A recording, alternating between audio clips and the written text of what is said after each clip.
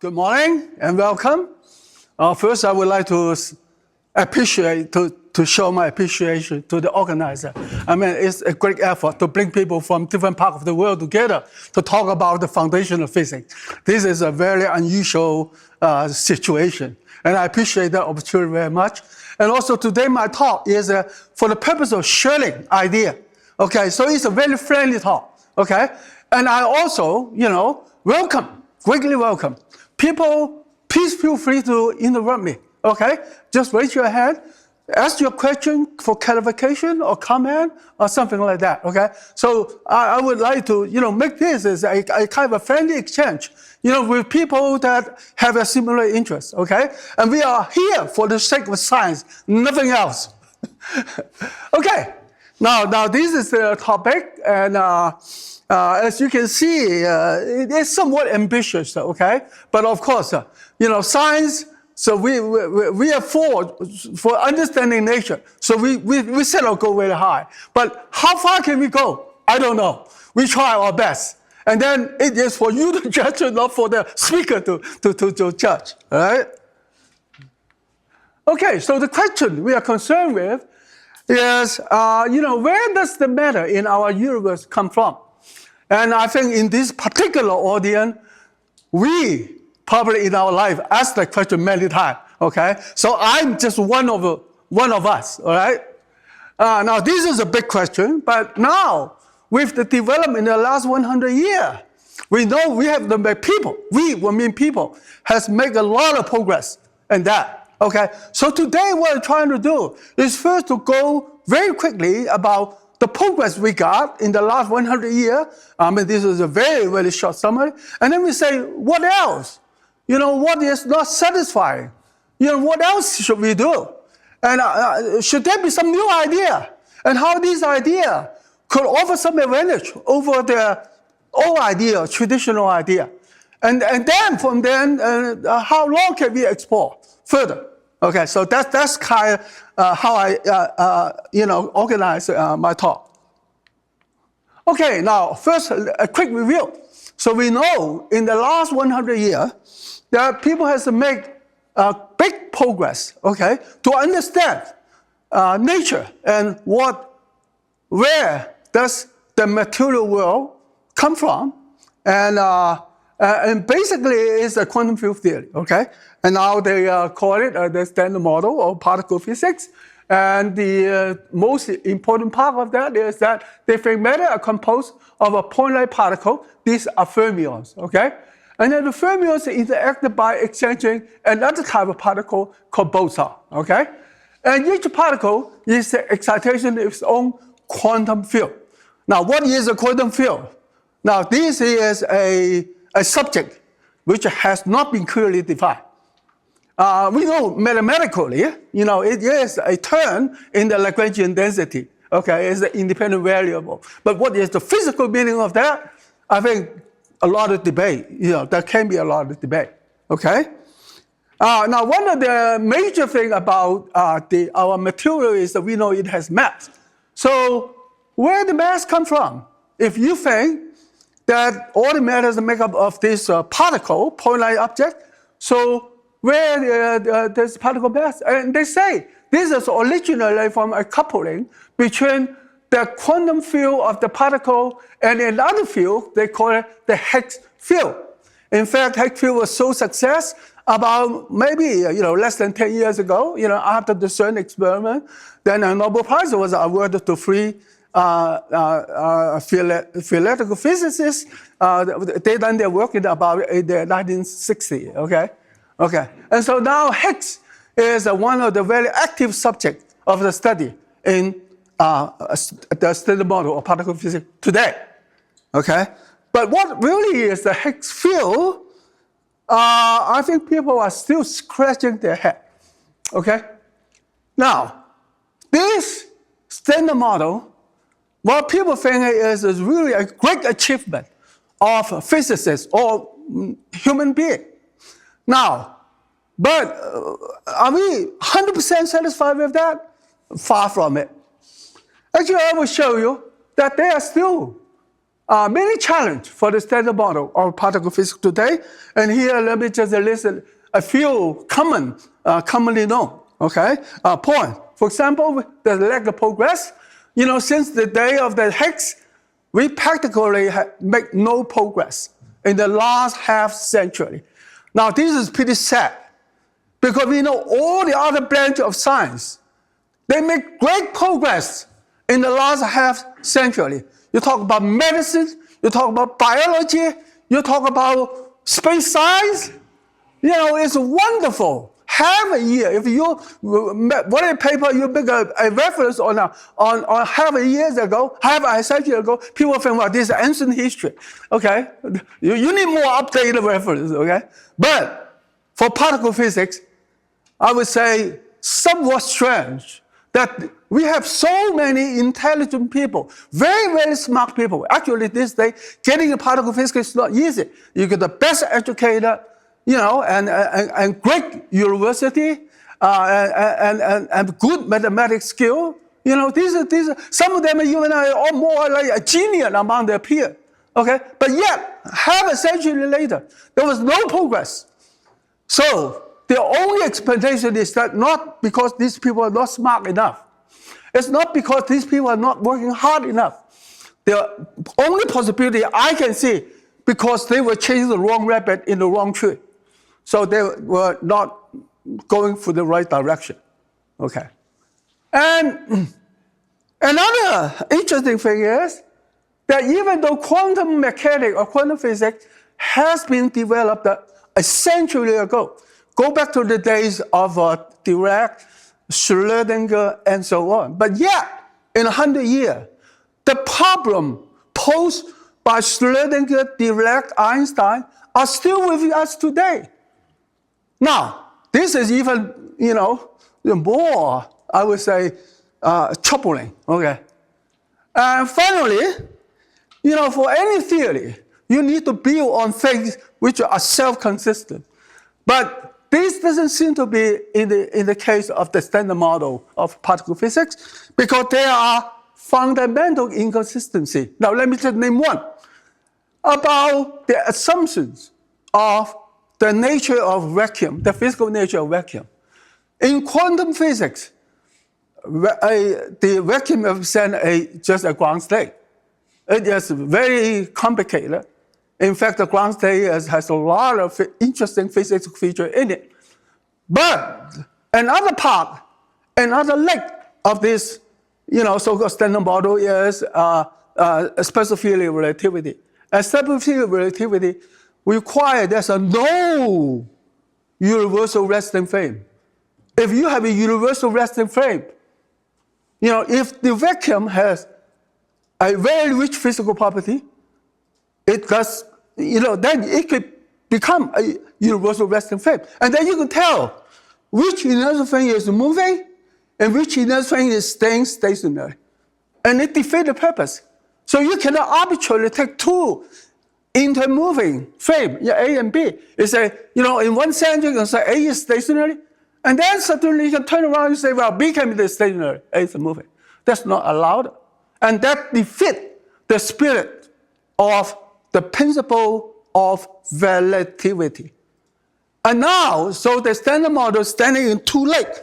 One says quantum physics, and I say special relativity. And these two legs are not consistent. So it's just like, in an earthquake. My left leg is moving this way and the right leg moving this way. It's inconsistent. So this is a problem.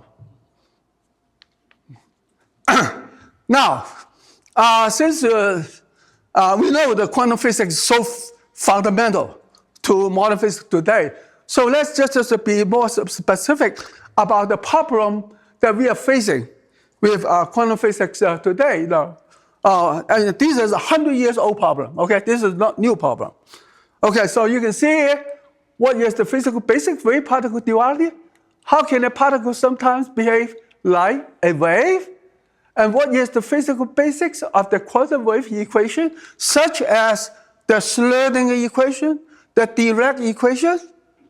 And what is the physical meaning of the quantum wave function? Is it a real wave or just a wave of statistical meaning, a probability wave. Now, there's great controversy about that 100 years ago. You probably remember, Bohr and Einstein had some famous debate in the Soviet conference, actually more than one round. And then Einstein was not satisfied with the interpretation provided by Bohr and Heisenberg, the so-called, and Copenhagen interpretation, and Einstein say, God doesn't play with dice.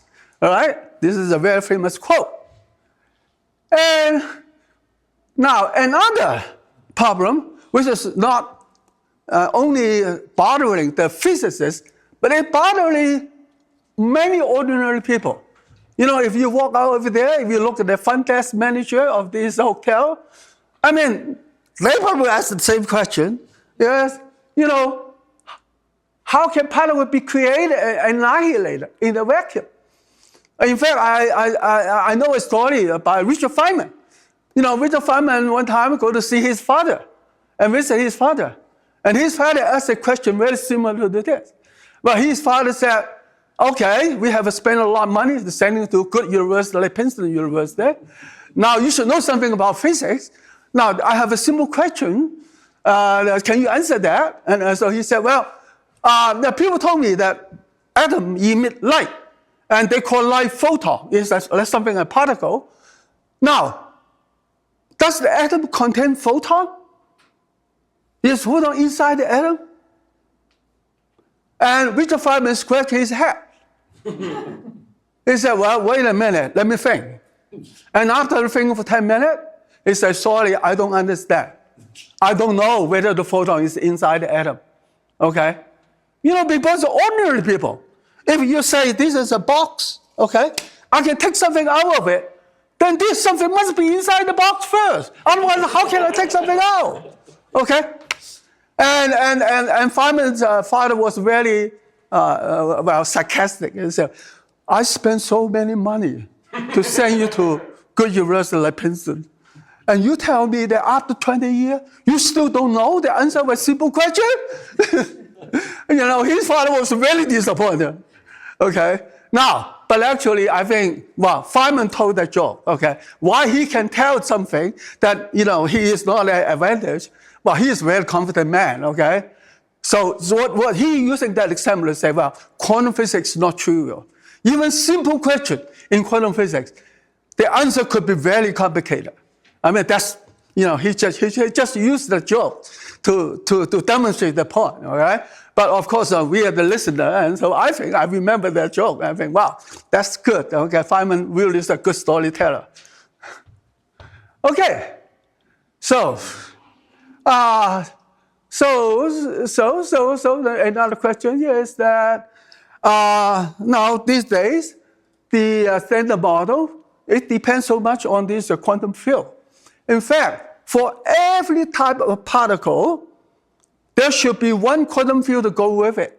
So therefore, photon has the quantum field photon, electron has quantum field electron, okay, muon has the muon field, tau has tau field, neutrino, electron neutrino has electron neutrino field, okay, and then if you look at the hadron, okay, the quark, the top quark has top quark field, down quark field, and so on and so on. And then you have these so-called bosons, in the actin boson. Each of them, W field, Z field, gluon field. Oh, so there's something like in order of 200 field. Why nature needs so many quantum fields? Now, I think it's a good question, right? Okay. And what does mean of quantum field anyway? I read the textbook, I try very hard. What I got is this, if you go to Google to search, they say, the quantum field is the entity the excitation gives you the particle. Okay. And then they say, what's a particle? The particle is the excitation of its own field. It's a circular logic. It's a circular logic. Okay? Now, physicists doesn't like circular logic. I suppose a mathematician doesn't like that either. Now, mathematics, there's a advantage. You say self-consistent. If you have a self-consistent theory, that's a correct step. But for physics, a circular logic It's not something you prefer. Okay, well, sometimes you have to do it, in order to make, the paper acceptable. Or you can write a grant proposal, at least you'll show something like that, and then later you get a circular logic. So you convince the reviewer of the grant that, okay, at least it's self-consistent, okay? Now, something else. I think this is even more important in this blue color. That is, what is the origin of mass? What is the physical meaning of the Higgs field? Because if the standard model thinks mass is a coupling between its own quantum field and the Higgs field, then what is the Higgs field? I think Higgs field is something come out from the head of the people working on Higgs theory. Okay? There is no human experience of the Higgs field. There's no scientific evidence for the existence. Now, we know there's a particle that attribute to the Higgs excitation, but that's attribute to it, okay? But that's not a proof that there's such a thing called Higgs field. We know the other field. We know electric field. We know magnetic field. We know the gravitational field, okay? And we can even have some feeling about strong interaction, the strong force field or the weak force field, okay? But Higgs, what is it, okay? And another thing interesting is that if the mass coming from a coupling with the Higgs field, then how do you explain the energy-mass conversion based on the Higgs mechanism? Why a coupling constant is equivalent to energy? Why energy converted into a coupling constant, and a coupling constant can be converted into a mass, okay? And then, for something which was outside the standard model of particle physics, that's general relativity. If you're interested in cosmology, okay, then cosmology think, what is gravity? Yesterday we already saw many talks about gravity. The traditional model is associated with the curving of space-time. Due to the presence, now, then please explain, how can a coupling constant between a quantum field and the Higgs field will curve space-time?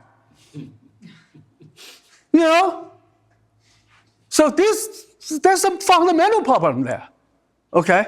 Okay, so I think, most, particularly young physicists, okay, many physicists are not satisfied with the status quo, okay?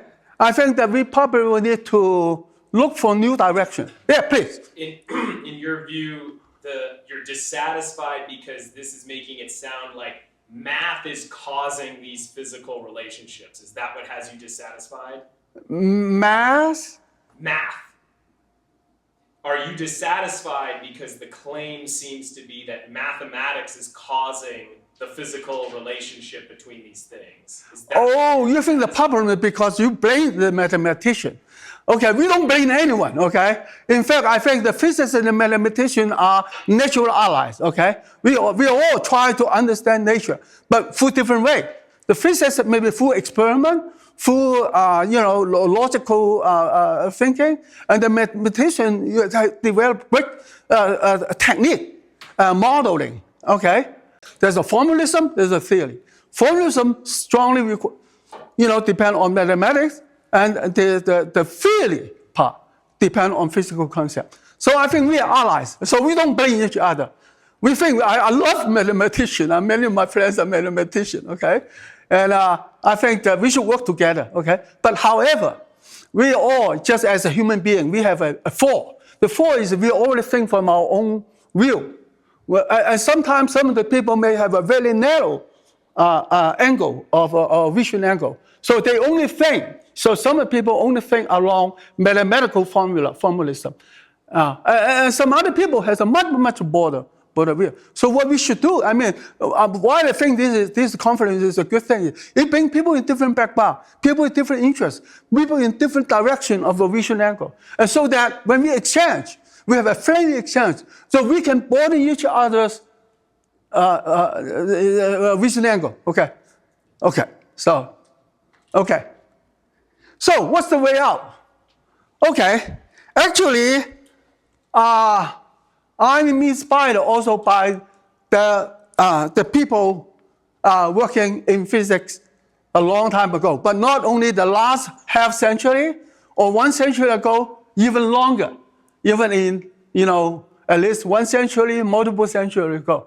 So I think what we need to do is to learn not from the modern physicists, but also learn from classical physicists. In fact, I have a bias. I thought modern physics, classical physics, there should be a natural transition. And so in many of the things we understand in modern physics, we should be able to find a root in the classical physics. In fact, I have high respect for people like in the 19th century, physicists and some mathematicians, because they, even though not to have a very detailed picture, but sometimes they have a brilliant idea. Okay, it's not fully developed, but they could inspire us. Okay, so that's my feeling. Okay, now so I put this together in the book we just published last year, and Martin has spoken. Okay, later I can show you that. Okay. Thank you, Martin. Thank you very much. Okay. So today my talk is a summary. It's a short summary of the most important part of the book. And I hope that this summary will help us to explore further to something even beyond what I talk about the book, okay? And that's my really most best wish, because I think life is a continual learning process, okay? And I come here to communicate, I also come here to learn. Okay, so I hope that at the end, when there's question, maybe I will get inspired by some of the questions, on the field I develop. So therefore, criticism are welcome. Okay, so that's what I say. All right. Now, these are the essential points for the theory I try to develop. Okay. Well, first, we think that the quantum particle is not a point light, a point mass. It's a quantized excitation wave of the vacuum medium. So you can see when we use the word vacuum medium, that meaning, in my mind, vacuum is not an empty space. Okay. And now, if you think vacuum is not empty space, so what's the physical property of the vacuum? Now, yesterday, when Martin talked about the structure of the space. Now, your space is almost like my vacuum, okay, right? But we use different terms, and some other people don't use either, okay, and something like that. But there's some similarity, okay? Roughly, we are talking about this huge space inside our universe, right? Okay. So what's the physical property of the vacuum, right? And now if the quantum particles are quantized excitation with the vacuum medium, then maybe we can derive the quantum wave equation from the excitation of the vacuum. Okay, can we do that? All right? Now, to further explore, okay, not only explain where this particle come from, but how can this particle have property is shown in experiment. We as a human being, we already experience. We know the particle, some massless, so like photon, some has mass, like electron, or proton, neutron, and so on. Even neutrino today. Now, even in the early days, they think it's massless, and now we think the neutrino has some small mass, okay? Okay, so mass is the important property of the particle. If it's a wave, okay, how can a wave has mass? Okay, now this is a legitimate question, right? Okay, and finally, there's some fashionable thing being discussed. Dark matter, dark energy, and nobody knows what they are. I mean, even the people working in Denver model, they are honest enough to tell us, we don't know what dark matter is, we don't know what dark energy is. In fact, in the last 5 years, I had attended quite a few conferences, including Gordon Conference on particle physics and cosmology. And one of the common points, in the conclusion of each talk is that, after they say, well, this dark matter could be this, could be wind, sometimes could be small, big dark hole, and so on and so on. And then finally they say, we really don't know. Okay? Now, for dark energy, that's even more dark than dark matter. Okay, so we hope, if we are going to use the wave idea, can we shed some light on it? Now, this is a very ambitious list, and I only have 1 hour to talk, so obviously I cannot go through everything, okay? But I will try to go through the most important thing, and then the other problem, we can talk afterward, okay? Okay, so my approach, or this so-called wave approach, is not new. It has been discussed at least 100 years. Okay, and I would even say even in the 19th century, people already have a sub-part of that idea. And this is an old debate. But an old debate is an unsettled old debate. Okay, so now we are trying to work better than the people 100 years ago. Okay, so we know that there are two different views of particle. In the classical view, the particle is just, sorry, I pushed the wrong button, okay?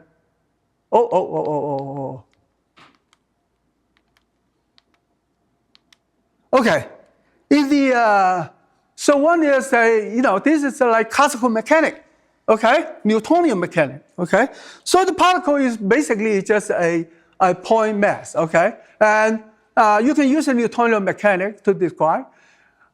Nowadays, we see many indications, okay, that in the quantum world, I call it a wave particle. It's a wave particle hybrid, okay? So in nature, in a microscopic view, it is not a point mass. It is a wave packet, a quantized wave packet. A quantized wave packet meaning it's all or none. The emission of that wave packet or the absorption of the wave packet is quantized. It's either you have the whole wave packet generated or you have the whole wave packet absorbed. All right? Now, there's one thing very different between these two views. In the classical world, when you're using Newtonian mechanics, you can simultaneously determine the position and the momentum of the particle. But in the quantum world, you're not allowed to do that because this is a wave packet. So the P and Q, P is the momentum, Q is the position, you can only determine within a range, okay? So you look at it and say, I keep doing that.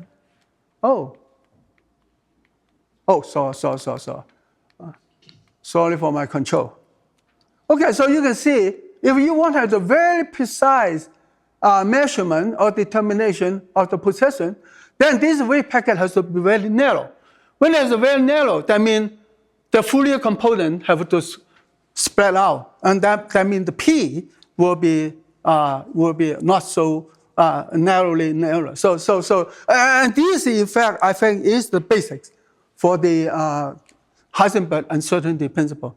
So, the Heisenberg uncertainty principle is no more than an assumption that a quantum particle, is a quantized wave packet. So in a way, when Heisenberg and my thinking, there's some common overlapping, okay?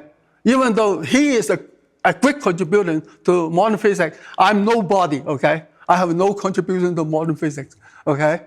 And today I'm trying to make some contribution, okay?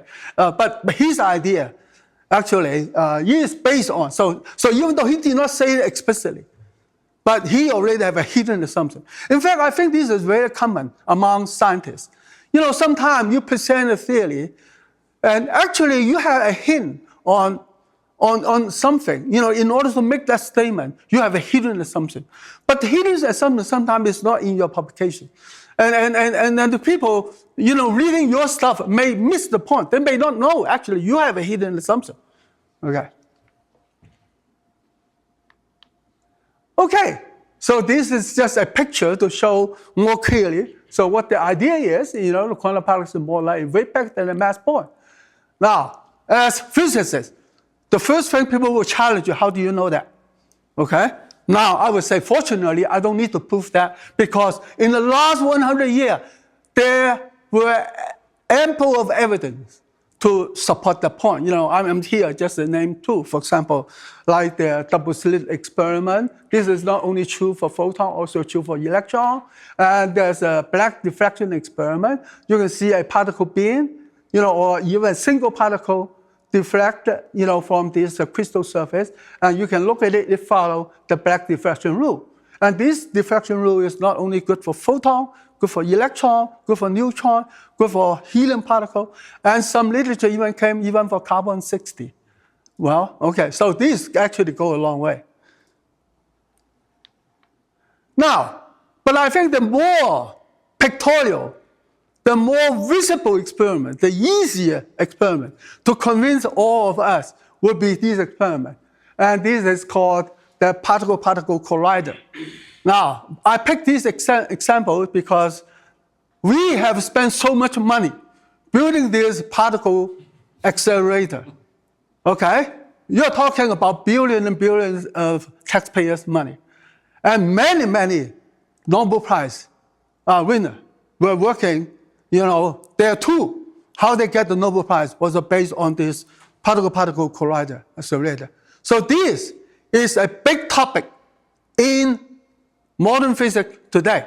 This is not just an unimportant experiment. So now, of course, these people, they're working on the standard model of particle physics. They have a very natural interpretation saying, well, we discovered a new particle that support a theory, like Higgs theory model and so on. But I will put it into a different angle to look at it. If you're not satisfied with the standard model, then you can see, well, the evidence they got from this particle-particle collider may indicate something else. Okay, so I'm offering a new angle of looking at the result of this particle-particle collider experiment. Now first, why they want to spend so much money with such a technological challenge to build this particle collider?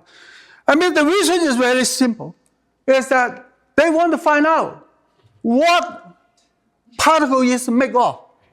Now, just take an analogy. Okay, suppose a Martian, coming from a different planet, come to Earth. There's no automobile in Mars. And they come over here in Munich, see this car driving around. So this Martian is curious about, what these cars are made of. So what they do is using the Martian magic, they're putting two cars colliding each other. Okay? So they collide, bang. And the Martian analyzed the debris came out from this particle-particle collision. You can see, this rubber tire, okay? Rubber tire, okay? You can see some of the metal, you can see some of the glass parts, find out of that. So you know what a car is made of. Okay, you know what the component. But in reality, when we are the Martian, when we try to find out what's the particle made of, what is the component of the particle, and that's what we find out. Collide. That's the result they're getting. You're not getting tire. You're not getting the steering wheel. You're not getting a broken glass. You're getting something far heavier, far more sophisticated, than the automobile you put in. In fact, I plan to withdraw this picture. I'm going to put aircraft carrier. Like Roosevelt, in the Middle East, they are almost at war, okay? And the mass is many, many times of the car, okay? This is not dramatic enough, This is not dramatic enough, okay? I'm going to put aircraft carriers in my new slide, okay? Okay. So that's what you're getting. Okay, now for this Martian, will he wonder, automobile is made with time, and it looks like it has a much more higher rest mass than the car. So how could that be? Okay. Now, the Martian was very curious, and they don't have a bias. Now, for us, I think we should be as smart as the Martian, okay? And if the Martian can ask that question, we should ask the same question too. Okay. So my conclusion, to me, okay, just a simple human being, not a Martian, okay? I don't have the magic of that. I think the problem with particle physics is that, we cannot answer this simple question, like how can particle be created from nowhere? And why can particle be converted into different species? An automobile can become a jet fighter and become a tank. Okay? So I think the only reason is that the particle cannot be a mechanical object. okay? And the particle is not a point mass. That's the only conclusion I can make, okay? I'm forced to make that conclusion. Okay, so in that case, actually I had the idea when I was a graduate student, okay? So that's why I did not go, I was studying quantum physics, but I did not continue. I went into medical physics, okay? Because medical physics is easier to handle. Quantum physics is too complicated. And also some of the established physicists advised me, well, it's very difficult to make a career out of quantum physics. And I know that I'm not as brilliant as some of the students going into quantum physics. So I have to find something, which is I feel more comfortable. But the question with me for the last 50 years, okay? So I think, so the hypothesis is very simple. So we think particles are quantized excited wave of the vacuum. So that's why you have an energetic stimulation. You can excite different type of particle. Okay, some of the particle has different kind of excitation wave. Some of them have, a less mass. Some have a more mass. Okay. So the different type of particle are just a different excitation of the same vacuum. Now, this greatly simplify the picture of quantum field. Now you don't need 200 quantum field. You only need one wave medium. That's the vacuum medium. Now, if that is the conclusion, the next question immediately jump up. If we believe particle is a quantized excited wave of the vacuum medium, then immediately say, what is the wave? What's the physical property? In fact, Martin, yesterday when you presented, I asked a fake question, which is almost like this question, okay? But just phrase it slightly different. So we are asking the same question, okay? We are asking the same thing, okay? So what is the physical property of the vacuum, okay? Now, in the 19th century, this was a hot topic because the people believe in this so-called EVA model. But in the 20th century, this is not a fashionable topic because, since the day when special relativity is built, people think, well, the hypothesis of EVA is old-fashioned, okay? So no one can make a career. You cannot get tenure in a university by studying the physical property of EVA or the physical property of the vacuum medium. You cannot, and probably you cannot even get a grant from the National Science Foundation, okay? And so this has become an unfashionable question, okay? However, as a curious person, we think this question is very, very important, okay? So nowadays, I would say, for what day I can live, I want to focus on this question. Okay. Well, just from a general conceptualism, I'm sorry, I'm getting out of, I need a little water. Okay, sorry. Thank you very much. Okay. You have about 25 minutes remaining to Q&A. You have about 25 minutes remaining to Q&A. I need to go very fast. Okay, thank you for reminding me. Okay, I need to go fast. So I think this is a general consideration. It's a isotropic, homogeneous, and massless. It's thought to be even light. Now, the key point is here that according to Maxwell, that's from my researcher, it should be a dielectric medium. Now, why so? Okay. Now, in the mid-19th century, when Maxwell summarized all the study on electricity and magnetism, and he came up with 4 equation. At that time, actually, he did not use the vector analysis. Was much more than that. Okay. Oh, something. Let's see. Go to here.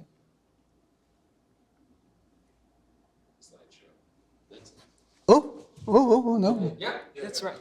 Oh, okay, fine. Okay. So when he first published it, this is the first version of the Ampere's law in Maxwell's publication. But he was not satisfied with it because such Ampere's law will not satisfy the condition of charge continuity. Okay? And so he invented something new. He proposed to add a displacement column D equal to the epsilon E. E is the electric field. This is the displacement current. And he put that, he thinks that this should be acted into the Ampere's law. So with this, now you have the Ampere's law, and also you can satisfy the condition of charge continuity. Now, this is legitimate if the medium is a dielectric medium. Okay? The interesting thing is that in order to derive the equation of light publication, Maxwell assumed D not equal to 0 in the vacuum. So these assumptions actually imply the vacuum is a dielectric medium. Now, a while ago, I saw a hidden assumption. This is a hidden assumption of the Maxwell theory. Okay? Now, actually, when I was a student, my teacher did not talk about that. But now, we discover that actually Maxwell has a hidden assumption. And this hidden assumption is very important. Okay, so just summarize from these suggestions from the hidden assumption of a Maxwell. We think the vacuum is a dielectric medium. They make up of two components. I call it the primordial charge. Primordial charge meaning it's very, very refined. There's no mass, massless.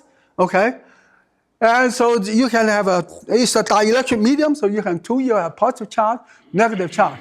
Now you may say this positive charge is a P medium. This is an N medium. So they mix together. At the resting state, they overlap each other so that the net electricity is 0.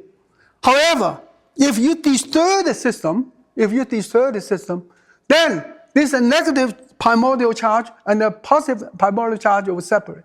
And now you have a separation. This will create an electric field. Okay, that's how the electric field is created.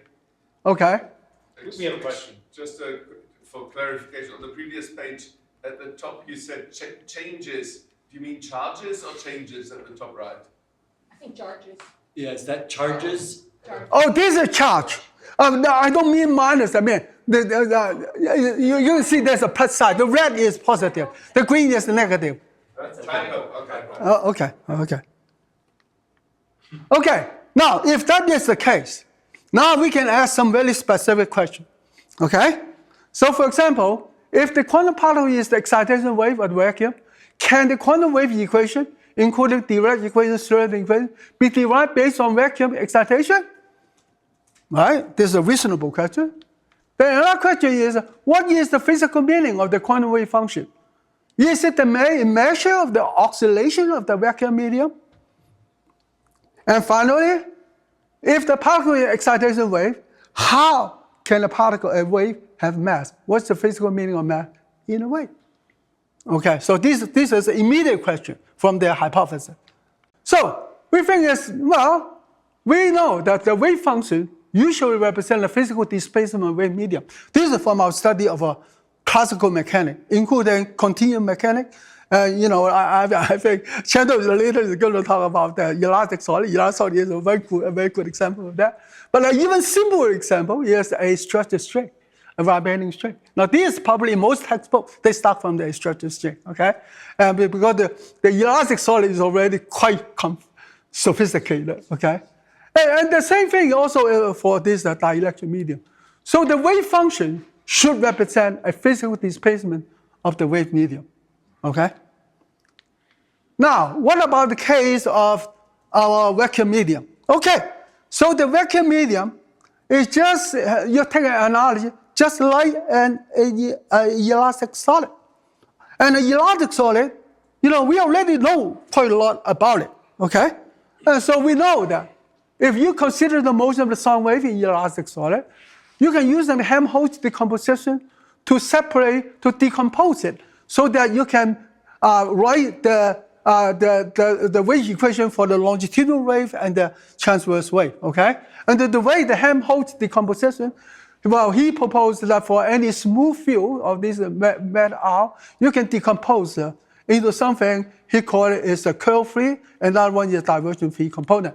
And then the curve-free component is represented by this scalar potential, and the divergence-G component is represented by this psi, which we call it the vector potential.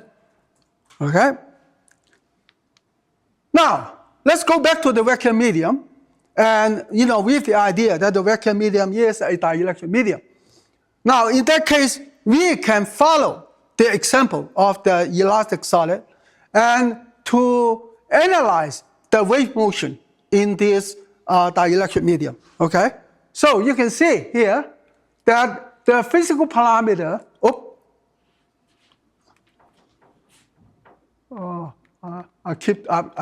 my control this is not very good. Okay, so the physical parameter, the key parameter is what is the displacement of the vacuum medium? I think that should be represented by the electric displacement D. Okay, that's the term invented by Maxwell. Now, just following the example of the elastic solid, we can also use a Helmholtz decomposition and separate the D into two parts, longitudinal and transverse.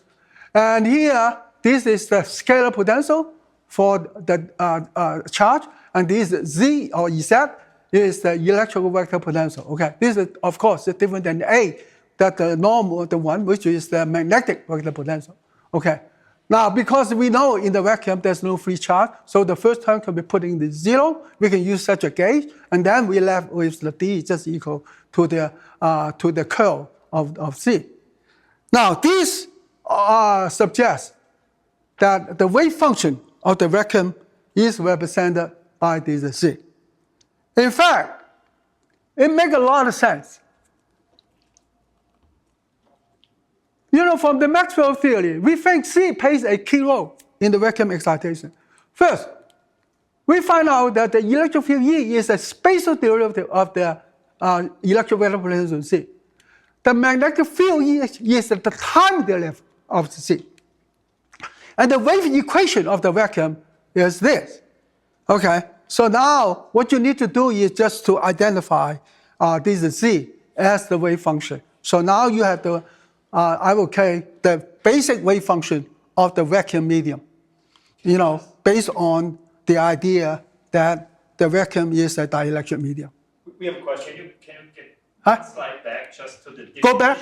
One slide back to the definition of Okay. slide. Sorry. Yeah? Yeah, what is This one? Electric vector potential. Okay. It's a new vector field that he's. Okay. And also we can discuss at the end of the talk. Okay. what happened to the scalar potential? Does it not be Scalar potential, because we can make a gauge because we know there's no free charge on that. in empty space? So we'll have a freedom. So to assign the gradient of phi equal to 0 because there's no free charge. Okay? Okay.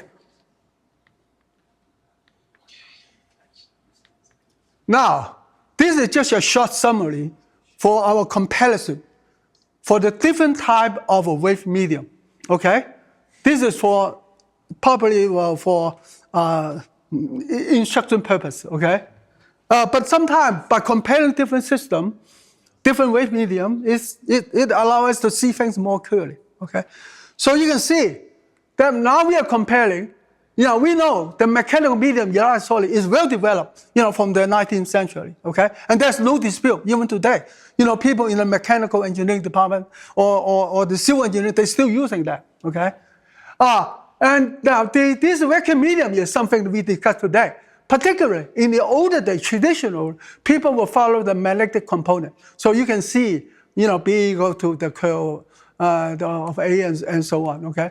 But now what we propose, what we are discussing here, inspired by Maxwell, is that the vacuum medium should be focused on the electrical component instead of the magnetic component. Now why? Two reasons.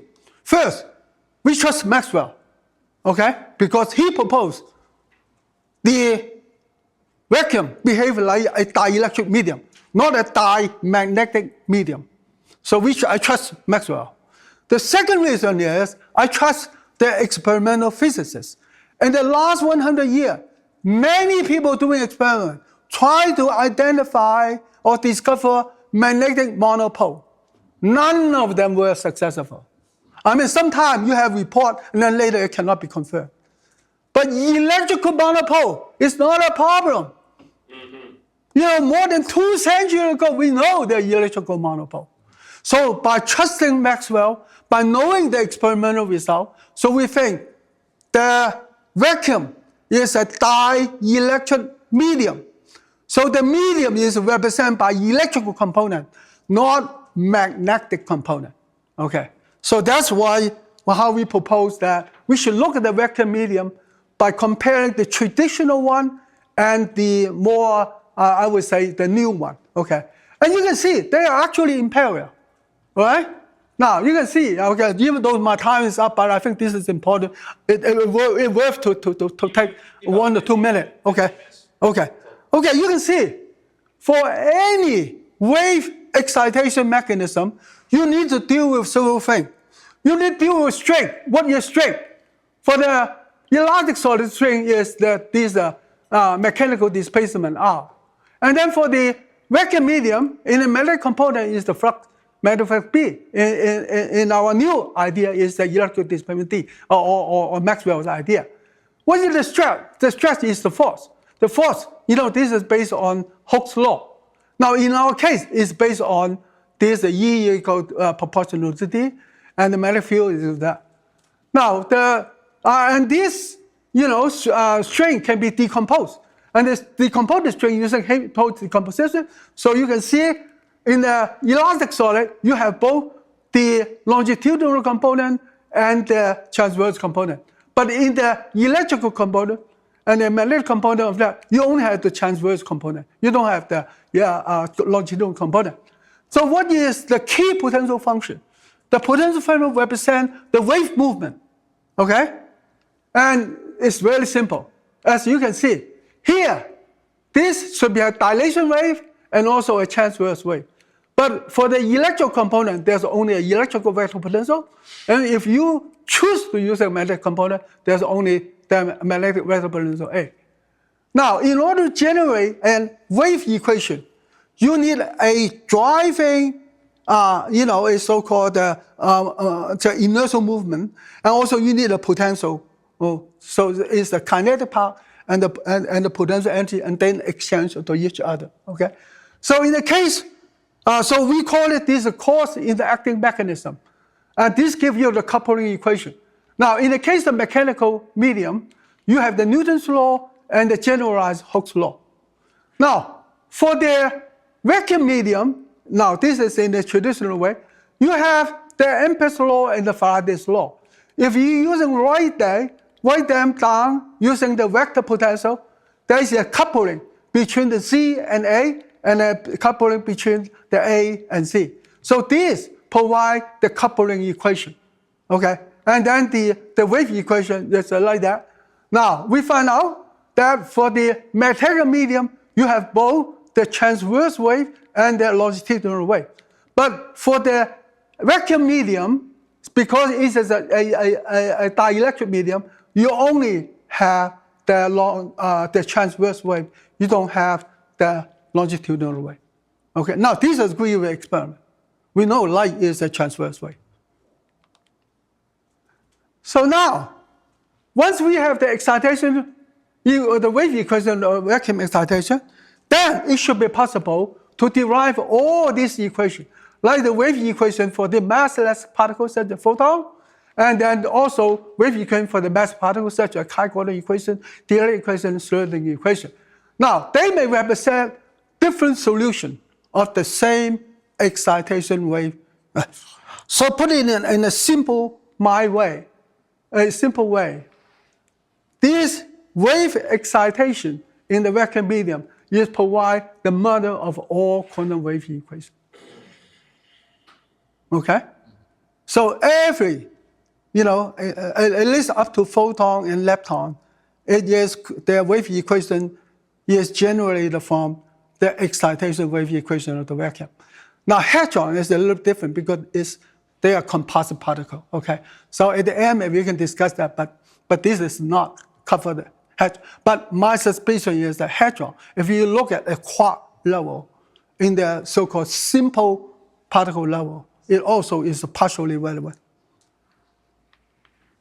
Okay, now once we know that, now let's just quickly go through to show why the excitation wave equation of the vacuum represents the mother of the other quantum wave equation. So let me give you the quantum wave equation of light, photon. Well, photon is very simple. It's a very straightforward. This is just a simple textbook case.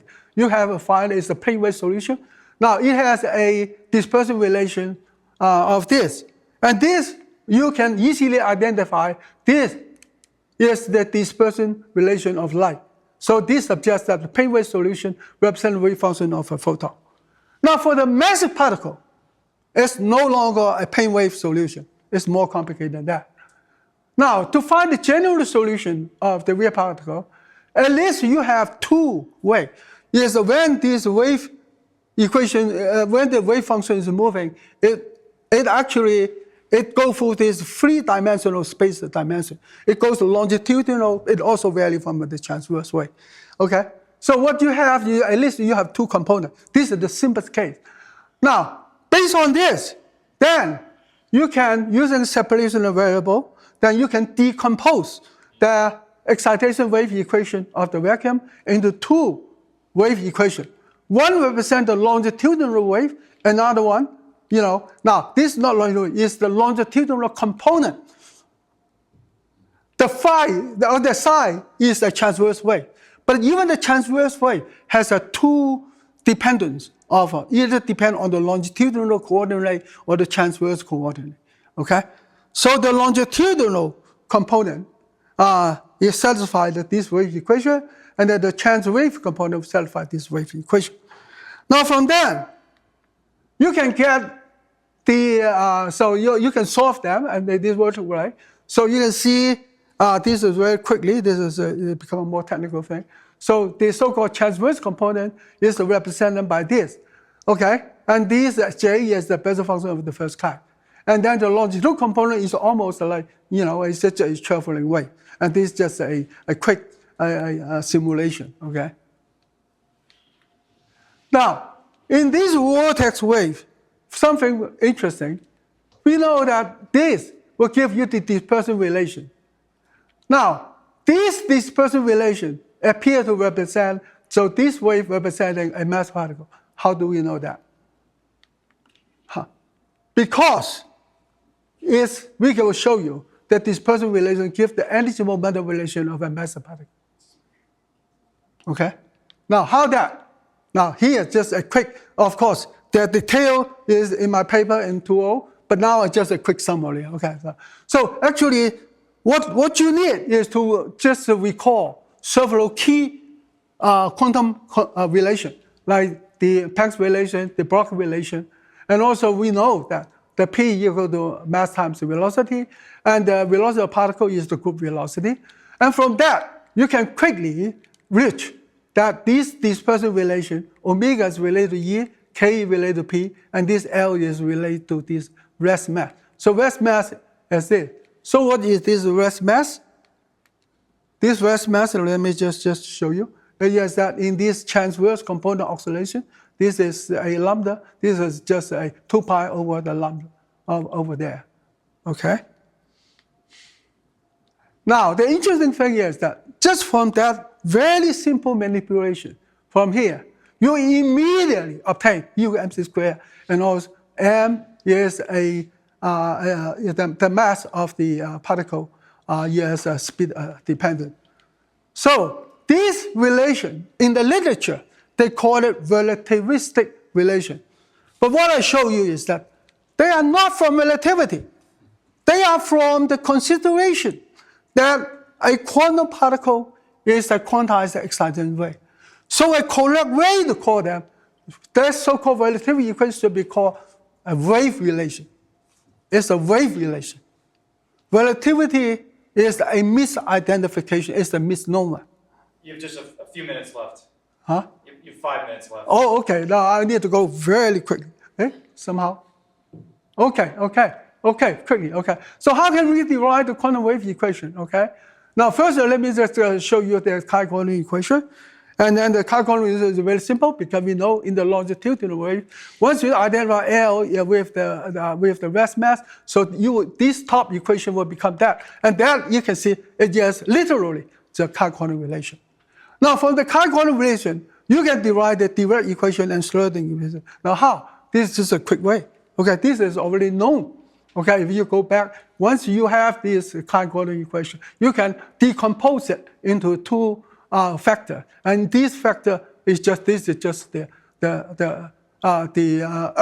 Dirac equation. But of course, the mathematical representation of this wave function is no longer a scalar function. This has become a matrix. Okay, it is called a spinor, and this represents a lepton.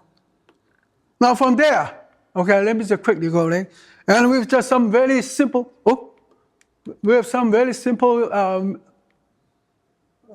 manipulations, you can further derive the Schrödinger equation either from the Dirac equation or using the argument from the Klein-Gordon equation, you can also derive Schrödinger equation. So the end result here is that from the wave function of the vacuum, one can derive the various quantum wave equations. That's the end result. Okay? So that means we have answered the first two questions. See? So what is the motion of the what is the motion of the quantum particle? Why the motion described by wave mechanics? The quantum wave equations, including Dirac equations, Schrödinger equations, are derived based on the vacuum excitation. So what is the physical meaning of the quantum wave function psi? It is a measure of the oscillation of the vacuum medium. Psi is associated with electromagnetic potential. See? Okay. In fact, this gives you a more detail that in different particles, different excitation mode, their wave functions are all related to the Z. So here is just, so the physical meaning of the wave function for the excitation vacuum, which represent the electromagnetic potential, Z. For the photon, it represents the plane wave solution, C. For the Klein-Gordon equation, Schrödinger equation, it represents the longitudinal component of the wave C in the scalar form. For the Dirac equation, it represents the longitudinal component C in the spinor form. Now, we already answered the first two questions. Now, let's go to the first question. If the particle is an excitation wave of a wave, how can a wave have mass? What is the physical meaning of mass in a wave? Well, in a way, we already have some hint on that. As I show you, that from the wave equation of the vacuum, you can have simple solution like plane wave solution, which gives you the dispersion relation of photon. But from the matter wave solution, that gives you the dispersion relation of the massive particle. And this massive particle, can be identified through the other quantum wave equation that they actually represent. So this term is related to M, 0 is related to L. And what is L? L is related to the transverse wave number of Z. Okay, and also I told you, based on this, you can immediately get the other so-called relativistic relation. Okay? Now, this has now become very pleasing. Okay, now that's something when I worked this out, I was very excited. Now you can look at what we got so far. So you can find out what we say that for a quantum particle, there's a two way you can look at it. In a very microscopic way, it is a quantized excitation wave of the vacuum medium. So it's a wave packet. And if you look at it macroscopically, okay, it behaves like a point particle, a point mass. So it's a particle. So the particle field and the wave field, yes, they're two sides of the same coin, okay? And also we find there is a connecting loop between the particle property and the wave property. For example, energy is connected to frequency. Momentum is connected to the longitudinal wave vector. And then mass is connected to the transverse wave number, okay? Now, what is this wave property? They're all 1 over either the period or wavelength. Now, what is 1 over period of wavelength? 1 over period of wavelength actually represents the curvature of bending the vacuum. Now, the next slide shows you somewhat more, maybe more clearly. So you can see you have an oscillation wave in the vacuum. Now, you could be oscillation in the time dimension, or oscillation in the z direction, or oscillation in the other direction, in the transverse direction. Now, if you look at what is 1 over period, 1 over period tell you how sharp you bend this. I don't have an object which is bendable. Well, say suppose I bend this. I bend this, okay? The shorter the period, the sharper, the higher the curvature, okay? So what is it? So you can see that the energy is related to the curvature of a bending this wave oscillation in the time domain. The momentum is related to the curvature of a bending the vacuum medium in the longitudinal domain or the path domain. And then the mass is related to the curvature of a bending the vacuum medium in the transverse domain. In the transverse domain. So it goes like it like I'll ask. Yeah, that's okay. Now I think, physicists has a bias. They like simple answer, and they like a conversion of concept. If you can relate different concepts together with some simple link, now that's really rewarding physics. I would say I experienced that about maybe 5 to 10 years ago when I first worked on that.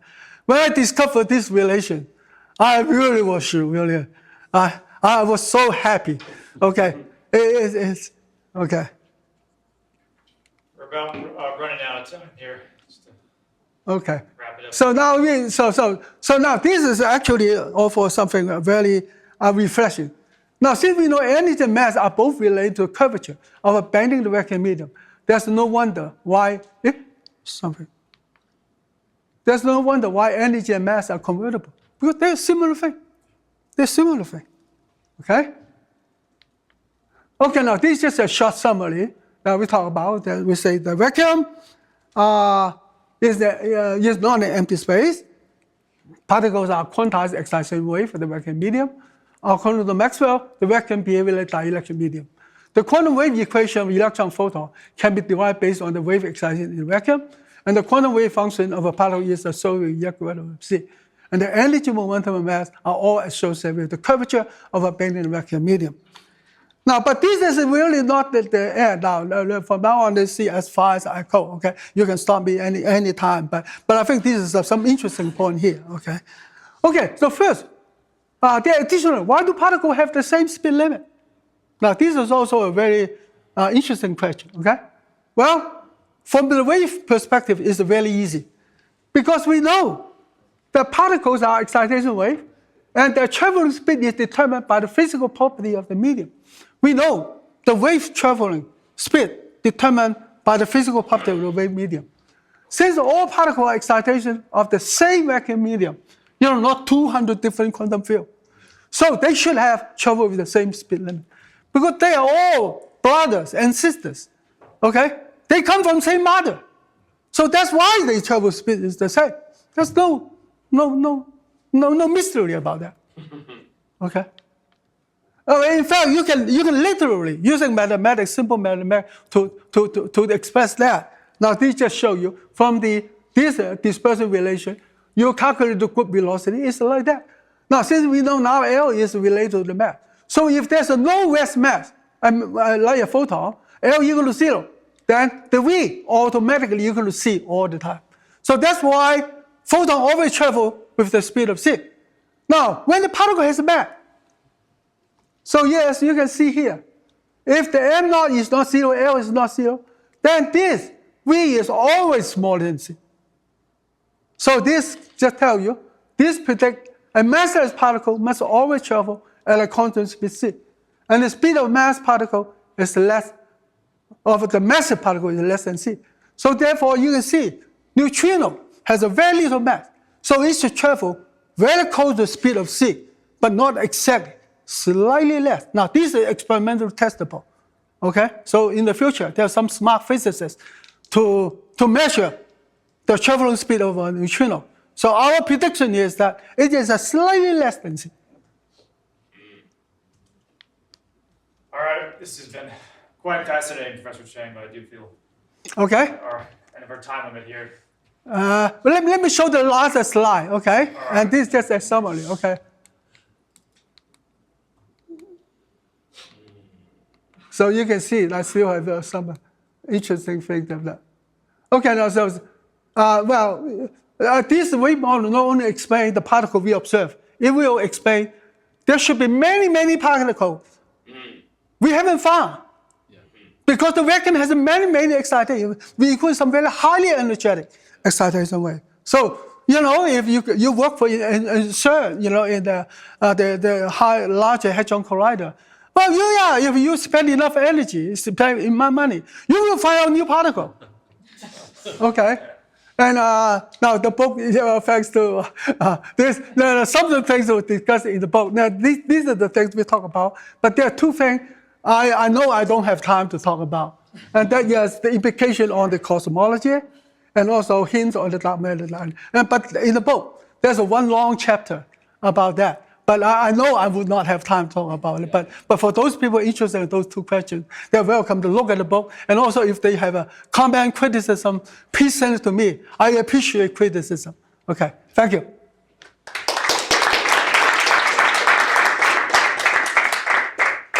All right, take a few questions.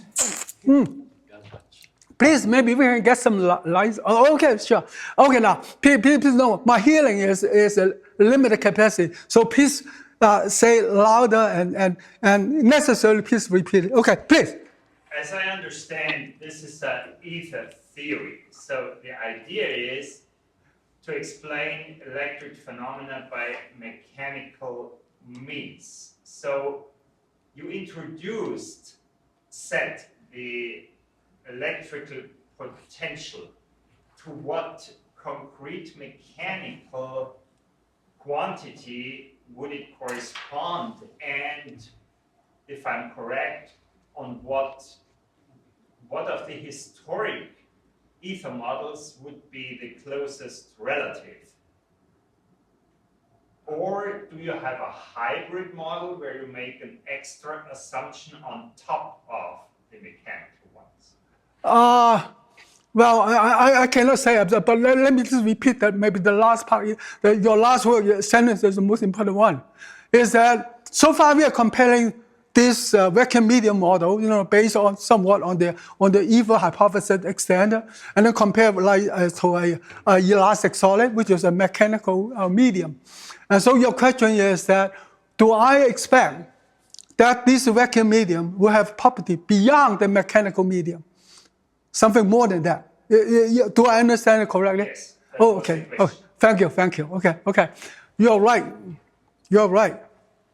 I think, no matter you call it ether model or the vacuum medium model or something we call it dielectric medium model for the vacuum, this is only the early steps of understanding nature, of understanding that what is this vacuum inside our universe. Now, what we are depending on is dependent on the finding of the 19th century physicists, including Maxwell and before Maxwell, like this Coulomb's law, Ampere's law, Faraday's law, and so on. They are all experimental results from the 19th century. Their physical experimental apparatus are not as sophisticated as today. So now we should expect we'll find out more than what the 19th century physicists do. So I think the challenge to myself, that I ask myself, is how to go beyond Maxwell. Now, particularly for two things. One is try to understand the short-range force, the nuclear force. Okay? Maxwell only provides us with information, on the long-range force. That's the electromagnetic force. Now, I have a hunch that in the future, there may be an indication that gravitational force could be a residue of the electromagnetic, because both of them satisfy the Coulomb's law and both of them are long-range. Okay? But nuclear force, strong interaction, short interaction is a different story. They're very short-range. Okay? And so, there's something beyond that, okay? Beyond what we depend on. That's the finding of the 19th century. Now that would say, well, maybe we can still spend some taxpayers' money and to keep studying the modern physics. Okay, so that might give us a hint on how this vacuum behaves beyond the Maxwell picture. Yes, please. Can those longitudinal modes be neutrinos so that mass states fluctuate in these longitudinal modes? I think your question is about neutrino, or maybe some of the longitudinal waves. Can neutrinos be longitudinal waves? I don't know. I mean, I have to say I'm pretty ignorant about the study of a neutrino, because neutrino is an anomaly in the standard model today, and they're still trying to find out. For example, like neutrino oscillation is really a great puzzle. Okay, and also the people keep having surprise from this neutrino experience, and since I do not devote much time, so I'm just an audience and just listening to my colleagues who study neutrino. But I think the neutrino is something, it could give us some surprise hint. I mean, this is one area I think is worth spending money to do this particle physics. Okay, because neutrino may hold some hint, which is we are not yet really able to capitalize on. Okay. Yeah. So in your view, the displacement field D is the displacement of the ether medium. Okay. While E, electric field, is the displacement of the ether medium in addition to the displacement of a dielectric medium inherent in some material. Is that your view? Not exactly in addition to. Okay, actually in my mind, this wave excitation in this vacuum medium is relatively simple. Okay? First, you may know what the stress is. That's a E and H. Okay? Electric field and magnetic field. We know what the strain is. The strain is basically D, the electric displacement. Okay? And we know what the potential function is, and that is the Z, in the electrical component. And then if you look at the magnetic component, that is A. Okay? Now, so the good thing about the electric vector potential is that first it represents the most basic, the primordial motion. It describes the primordial motion of the vacuum medium. Second, it gives both the E and H. So a spatial differential of this Z gives you the electric field. The time variation, a time differential of Z gives you the magnetic field. So in my mind, so the vacuum is just field of this charge, electric charge, very primordial, very refined one. So the distribution of it, if they have a totally equilibrium, there's no field, no electric field, no magnetic field. If you distort it a little bit, so they have a little bit separation, so the separation, the spatial separation, will generate the electric field. And the movement, the time domain, the time differential, the movement of this primordial charge will give you the magnetic field. So this is a pretty simple picture. Okay. Yeah. I'm afraid further questions will have to wait. You can find Professor Chang, I'm sure, during the break. We are going to take a 5-minute break. Thank you so much, Professor Chang. That was a really Okay. Thank you for your attention. Thank you.